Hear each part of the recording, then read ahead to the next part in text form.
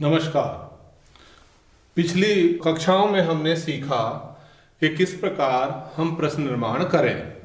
उसके अंतर्गत हमने ये सीखा कि प्रश्न निर्माण करते समय किम शब्द का प्रयोग हमें याद होना चाहिए, प्रयोग करना आना चाहिए, और फिर हमने कुछ अव्यय पदों का भी उनमें प्रयोग करना सीखा। अब उन पर आधारित ही आज हम कुछ अभ्यास कार्य करके उनकी पुनरावृत्ति करेंगे और उनको और अच्छे से समझने का प्रयास करेंगे। जैसे मैंने यहाँ पर सेंटेंस लिखा, वाक्य लिखा है, जागरूकतया एव स्वच्छताभियानम गतिम प्राप्स्यसि। अब यहाँ पर जो ये जागरूकतया अंडरलाइन किया हुआ शब्द है, रेखांकित पद है, इसका हमें प्रश्न निर्माण करना है। अब हमें ये देखना है कि इसमें मूल शब्द क्या है। इसमें मूल शब्द है जागरूकता, यानी कि लता, आकारांत स्त्रीलिंग। तो आकारांत स्त्रीलिंग, तृतीया विभक्ति एक वचन। तो अब हम किम शब्द का स्त्रीलिंग तृतीया विभक्ति में जो रूप बनेगा उससे ही यहाँ पर इसका प्रश्न निर्माण करेंगे। बन जाएगा कया, कया एव स्वच्छता भियानम गतिम प्राप्स्यति।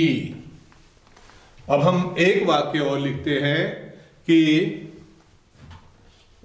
स नदी तीरे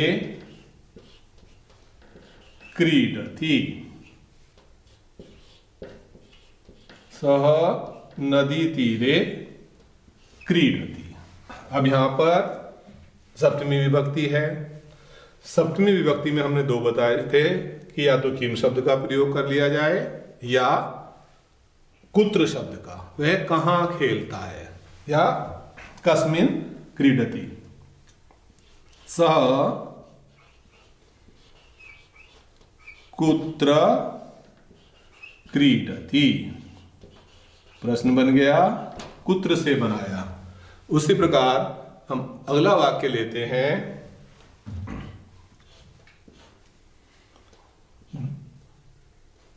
दीपावली पर्व, दीपावली पर्व मह्यम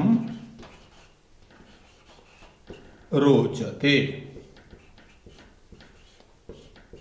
दीपावली पर्व मुझे अच्छा लगता है। अगर मान लो यहाँ दीपावली पर्व को अंडरलाइन किया हुआ है, ये रेखांकित है, तो अब हमें ये देखना है कि पर्व शब्द कौन से लिंग का है।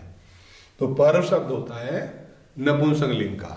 तो और ये है प्रथमा विभक्ति एक वचन। प्रश्न बन जाएगा किम मह्यम रोचते। अब अगर मान लो यहां पर मह्यम शब्द को अंडरलाइन किया हुआ होता, तो मह्यम शब्द कौन सी विभक्ति में आता है? चतुर्थी विभक्ति में। तो मेरे लिए अब पुल्लिंग में भी हम इसका चतुर्थी में प्रयोग कर सकते हैं और स्त्रीलिंग में भी। मैं पुल्लिंग में यहां पे करता हूं, तो ये बन जाएगा दीपावली पर्व। इसका प्रश्न निर्माण जो हो जाएगा, दीपावली पर्व कस्मै। अब क्योंकि अस्मत् शब्द का दोनों लिंगों में प्रयोग हो सकता है, पुल्लिंग में भी और स्त्रीलिंग में भी। अगर हम स्त्रीलिंग में माने कोई बालिका बोल रही है, तब यहां पर कस्मै के स्थान पर कस्यै, कस्यै रोचते।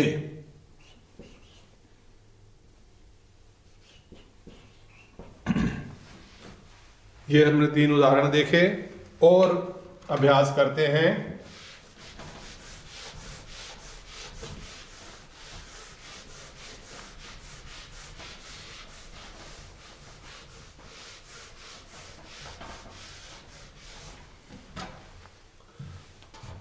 मैं वाक्य लिख रहा हूं, तस्मिन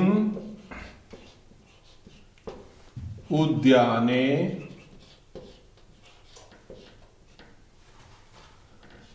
तिस्रः छात्राः क्रीडन्ति।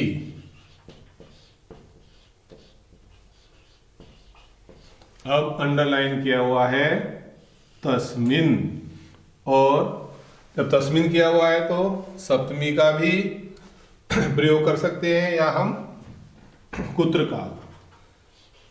कस्मिन उद्याने, जब खाली कस्मिन को अंडरलाइन किया हुआ हो तब यहां पर तस्मिन को, तब यहां पर कस्मिन ही आएगा। क्यों? क्योंकि अगर हम कुत्र शब्द का यहां पर प्रयोग करेंगे तो वह वाक्य सुनने में अटपटा लगेगा। कैसे? तस्मिन उद्याने, कुत्र उद्याने, अगर दोनों को अंडरलाइन किया हुआ होता तस्मिन उद्याने, तब हम कस्मिन का प्रयोग नहीं कर सकते थे, तब हमें कुत्र शब्द का ही प्रयोग करना पड़ेगा। कुत्र तिस्रः, कुत्र तिस्रः छात्राः क्रीडन्ति। इन दोनों में अंतर समझ में आया कि अगर हम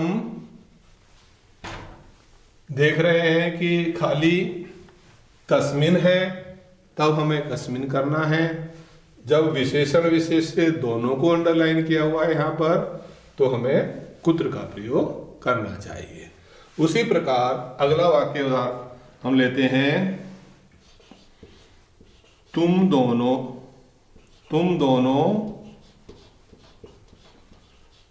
विद्यालय से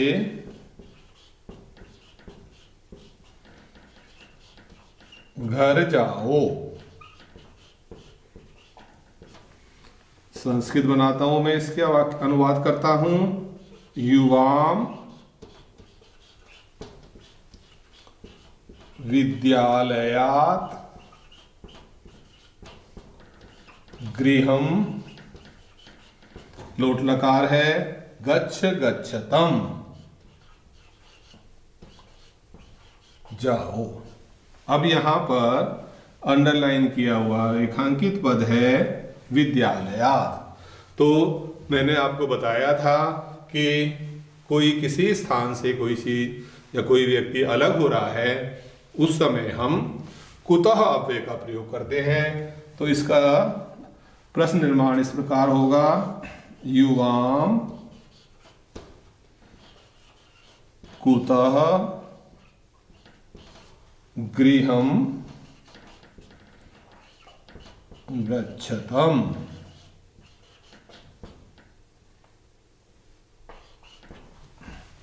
इस प्रकार हमने प्रश्न निर्माण टॉपिक पर आधारित जो सीखा मैं उसकी पुनरावृत्ति कर देता हूं। सबसे पहले हमें याद रखना चाहिए कि किम शब्द का हमें तीनों लिंगों में रूप याद करना है। दूसरा, जो हमने अव्यय शब्दों का प्रयोग किया था जैसे कदा, कुत्र, कति, कुतः, किमर्थम, तो इनका प्रयोग हमें कैसे करना है वो भी हमने सीखा। इसके अतिरिक्त एक जो महत्वपूर्ण शब्द आया था कीदृश, माने कैसा। बहुत से वाक्य ऐसे होते हैं जिनमें विशेषण को अंडरलाइन किया हुआ होता है, विशेषण को रेखांकित किया हुआ होता है। उस समय छात्र परेशान हो जाते हैं कि हम क्या करें, किम शब्द का प्रयोग करें। तो जब हम उसका किम शब्द का प्रयोग करके प्रश्न निर्माण कर रहे होते हैं तो हमें वो सुनने में अच्छा नहीं लगता, हमें ज्ञात हो जाता है कि कहीं ना कहीं कुछ गलती है। तो इसलिए कीदृश शब्द का भी तीनों लिंगों में हमें रूप याद होना चाहिए। अगर हमें बालक शब्द का रूप याद है तो कीदृश हो, उसके समान चल जाएगा। नदी शब्द का याद है तो कीदृशी का रूप चल जाएगा। और अगर हमें पुस्तक शब्द का रूप याद है तो कीदृशम नपुंसकलिंग में भी चल जाएगा। इस प्रकार प्रश्न निर्माण टॉपिक पूर्ण हुआ। धन्यवाद।